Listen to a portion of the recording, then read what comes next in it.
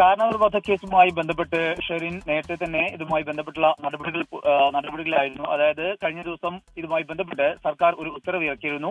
14 വർഷത്തെ തടവ് ശിക്ഷ അനുഭവിച്ച സാഹചര്യത്തിൽ ഇവരുടെ ജയിൽ ശിക്ഷ ഇളവ് നൽകിക്കൊണ്ടുള്ള ഒരു ഉത്തരവായിരുന്നു. അത് വലിയ വിവാദമാവുകയും ചെയ്തു. പിന്നീട് മന്ത്രിസഭാ യോഗം ഇതുമായി ബന്ധപ്പെട്ടുള്ള നടപടികളുമായി വീണ്ടും മുന്നോട്ട് പോയി. പിന്നീടാണ് അത് ഗവർണർ അതിന് അംഗീകാരം നൽകുകയും ചെയ്തു. അതിനൊടുവിലാണ് കഴിഞ്ഞ ദിവസം ഇതുമായി ബന്ധപ്പെട്ടുള്ള ഒരു ഉത്തരവ് സർക്കാരിന്റെ ഭാഗത്തുനിന്ന് വീണ്ടും പുറത്തിറങ്ങിയത്.